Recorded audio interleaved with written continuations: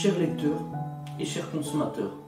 Aidez-nous et le réseau Plus que Pro à protéger, défendre les droits et les intérêts qui sont les vôtres et ceux de nos chers consommateurs de France. Et combattre le cancer que constituent ces pseudo-youtubeurs de l'intox et la désinformation. Parce que nous on ne triche pas de calomnie, on dit la vérité. Vous avez l'opportunité de vous abonner à la seule chaîne YouTube qui vaille à vous de jouer. Merci de nous avoir donné votre confiance. Des Autotransact Talange, réseau Plus que Pro, pour la défense du consommateur. Alors, aujourd'hui, on vous présente un véhicule qui a fait ma jeunesse, finalement, lorsque je travaillais encore chez Peugeot, concessionnaire à Metz. Citroën Saxo, moteur essence, pas les premières, mais les restylées. On peut le constater avec les optiques qui diffèrent, qui ont évolué. Et à l'arrière, on peut le voir aussi par les feux. Avant, ils étaient plutôt noirs ici, maintenant ils sont blancs. Petite évolution. Voilà. Après, à l'intérieur, il y a 2-3 petites choses. Donc là-dessus, suite contrôle technique, évidemment, contrôle technique, toujours contrôle technique. On a déjà les lumières qui n'ont pas été, donc forcément, on retrouve un optique ici, avec une platine qui prend l'eau. Donc du coup, les stops ne fonctionnent plus. Donc là, on sait que c'est connu, c'est une cause connue, c'est la maladie sur les Saxo et les 106 phase 2 à l'époque. Donc nous, ce qu'on a fait, on a gratté, puisque c'était que superficiel, et puis on a remis évidemment une nouvelle ampoule, et c'est bon, tout fonctionne. Donc il faut savoir, ça c'est quelque chose de connu. J'ai envie de dire, rien de dramatique, vous allez à la casse, sur le principe de l'économie circulaire, et vous allez donc chercher voilà, un optique complet là pour 20 € à la casse, c'est réglé. Ensuite, on va remplacer le kit de frein arrière puisqu'on a le fils sur le droit. Ici, on le voit, hein, c'est gras déjà. Et surtout au niveau du cylindre de roue derrière, voilà. Je crois même qu'à l'époque, ouais, voilà, vous voyez, on a une trace en dessous là. L'huile qui coule ici, voilà. Donc ça, c'est connu. Donc kit de frein prémonté à l'arrière, on va remplacer puisqu'on avait une différence de déséquilibre entre le droit et le gauche. Naturellement, à droite, ça freinait pas, on était à 21, alors qu'à gauche, on était à 63. Donc distorsion plus de 35%, etc. Enfin bref. Et vous savez, quand il y a un déséquilibre sur un élément de sécurité comme les freins au contrôle technique, forcément, ça passe pas.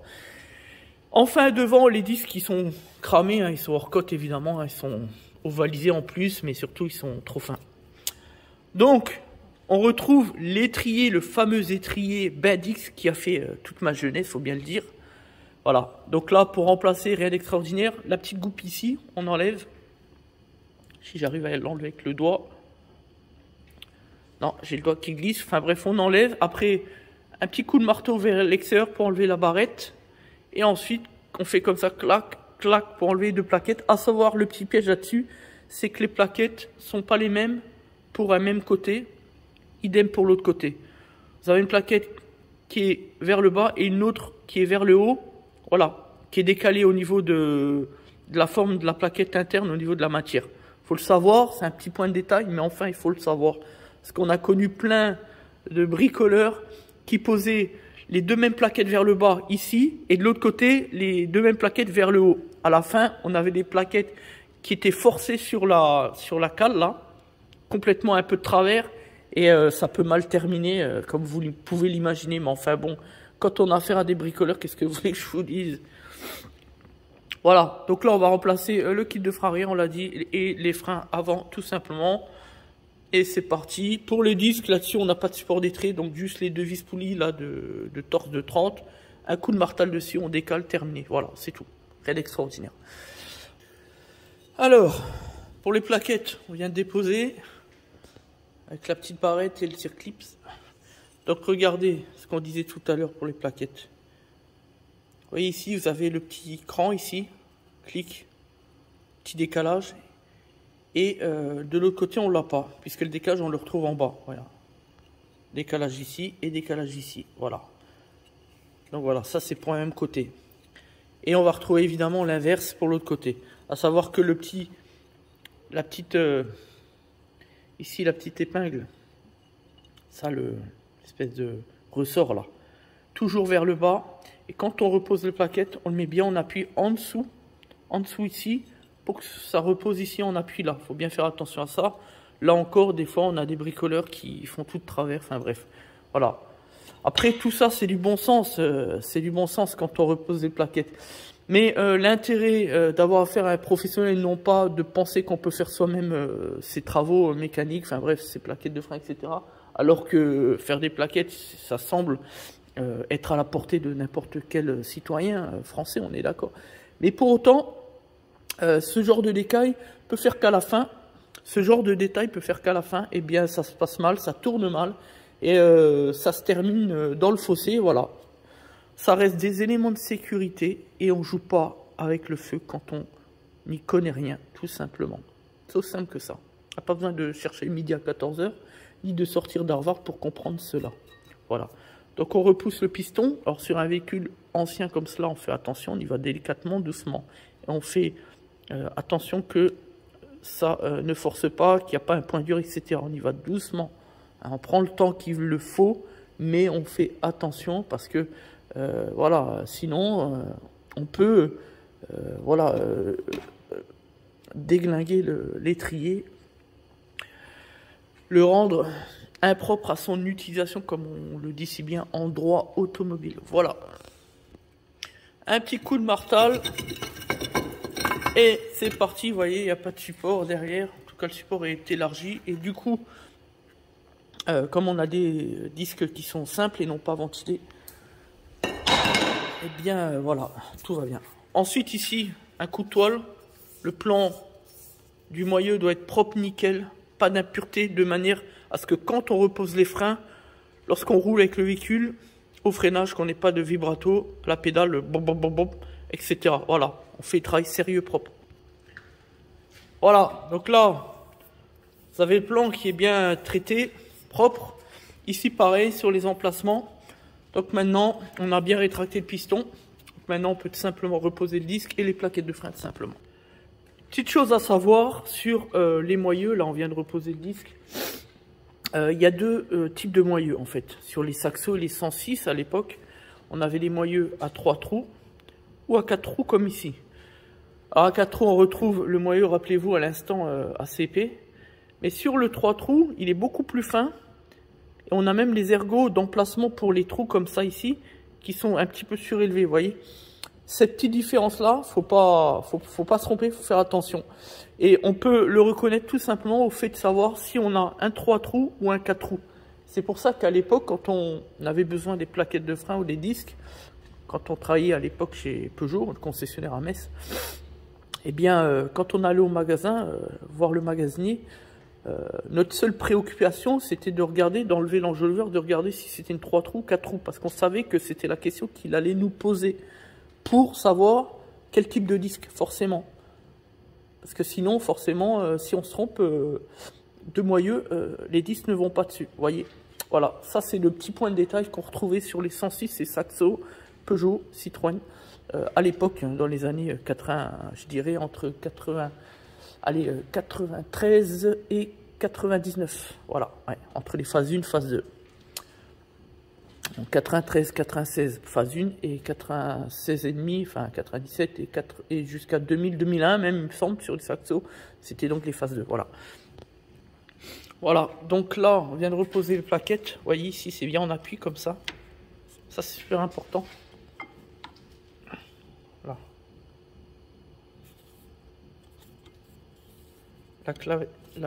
Le ressort bien à l'intérieur. Et donc... Voilà, vous voyez, ça c'est bon. Quand ça fait ça, c'est bon. Le ressort fait bien appui, etc. Parce que là, on avait l'étrier qui est comme ça, on appuie, c'est pour ça. Et quand on libère un peu, on voit bien. Voilà, ça veut dire qu'il est bien en place. Donc là, nickel. Maintenant, on va tirer un peu ça pour pouvoir faire passer la barrette et mettre l'arrêtoire, tout simplement. Voilà. Là, pareil, sur le côté, pareil. Vous voyez, là, c'est bon. Comme ça. On fait bien attention que le cuivre soit bien à l'intérieur. Et là, c'est tout bon. Voilà. Tac. capote dessus pour que ça soit bien en place. Voilà. Et maintenant, on remet le circlips ici. Dans le petit trou. Voilà. De sorte qu'il ne sort pas. Ne sorte plus. Voilà. Vérifie que tout est bien. Nickel. Vérifie bien. Tac, tac. Voilà, c'est bien en place. Ici, on peut mettre un peu de graisse. Mais bon, généralement, on connaît les étraits là. C'est que tu vois bien. Voilà. Voilà, donc, opération terminée. Les freins avant étant terminés. Comme vous pouvez le constater, on a remonté les roues. On intervient donc sur le kit arrière. Donc là, on a un peu d'éléments de poussière qui montrent potentiellement qu'il pourrait avoir une fuite. Mais ce qui nous intéresse, c'est plutôt l'autre côté. Il n'y a pas vraiment grand chose, mais ce qui est plus intéressant, vous allez voir, c'est l'autre côté. Donc là, on est en train de le déposer, on va le montrer en direct.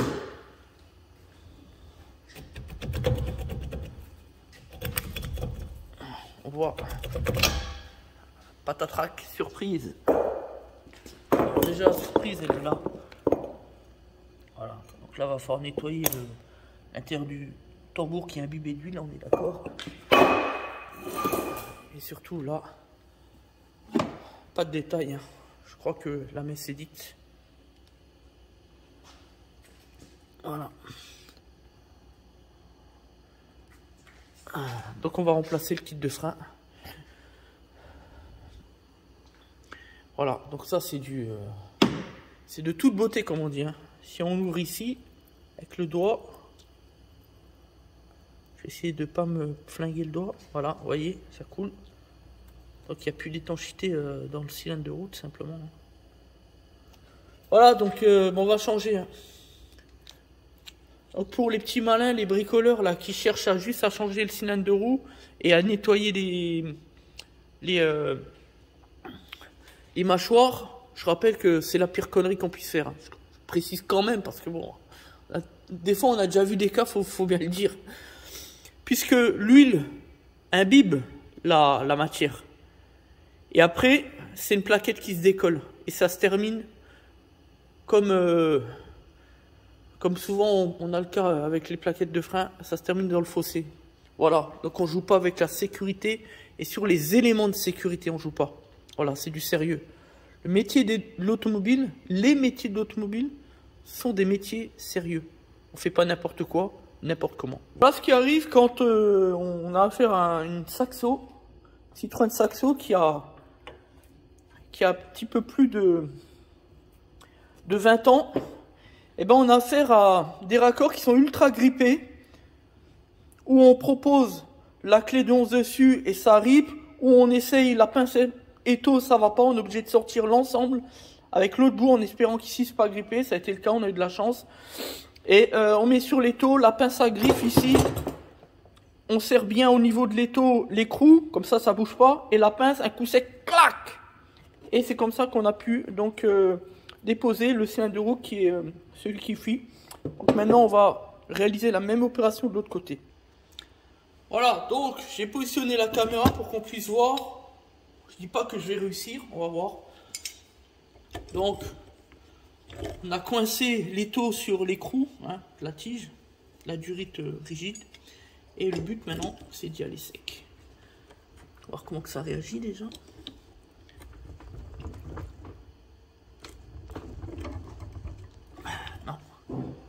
Non, non, non. Je sais pourquoi. C'est à cause de ça. Comme les taux, en fait, il n'est pas une partie là qui tient plus, qui est cassée, donc.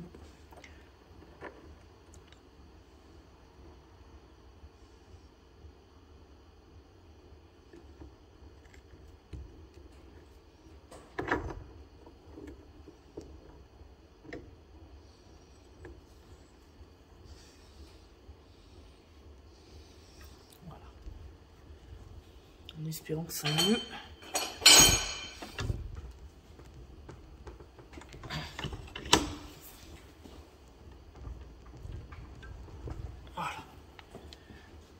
J'espère que c'est bon.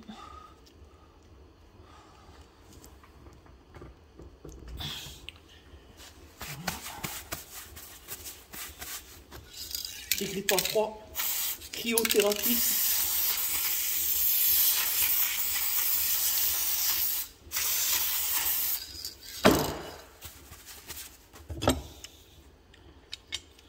C'est parti.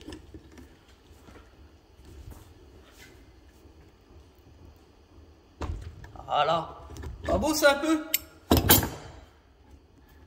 Magnifique ça. Petit bac en dessous là. On fout partout. Hein. Ah, magnifique ça, pas beau? Putain, salope. Voilà. Maintenant, on sort. Ah ouais, c'est serré. Ça, c'est la norme. Et maintenant, on va bien dégraisser ça.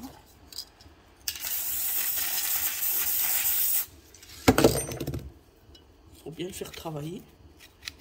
Voilà, pour pas qu'il y ait de résistance quand on va remonter. Bien nettoyer la base. Idem ici. Donc là, c'est un peu dur.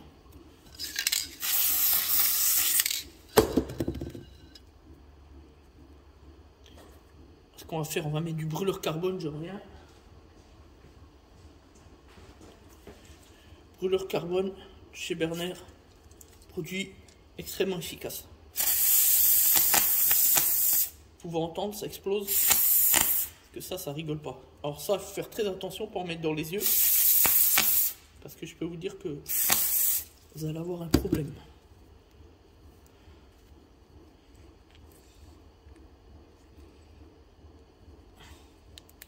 Voilà, c'est déjà mieux là. Ça répond mieux déjà. Celui-là, c'est nickel. Je vais essayer d'en mettre un. Tac, j'en ai mis sur le téléphone, bon c'est pas grave. Ah vous voyez, là c'est nickel, voilà. Ça travaille, très bien. Voilà. Un petit coup.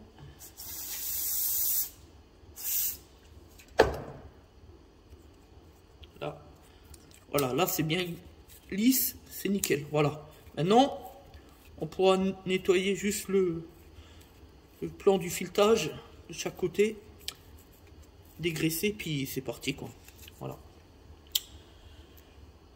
Voilà pour l'intervention. Alors ça c'est une chose qui arrive quand on a affaire à un véhicule qui est très ancien comme la Saxo. Donc maintenant on va reposer tout ça. Donc la partie derrière comme l'autre côté et la partie ici qui va reprendre ici le cylindre de roue simplement. Voilà, intervention terminée puisqu'on est prêt à remettre ici, reposer le cylindre de roue.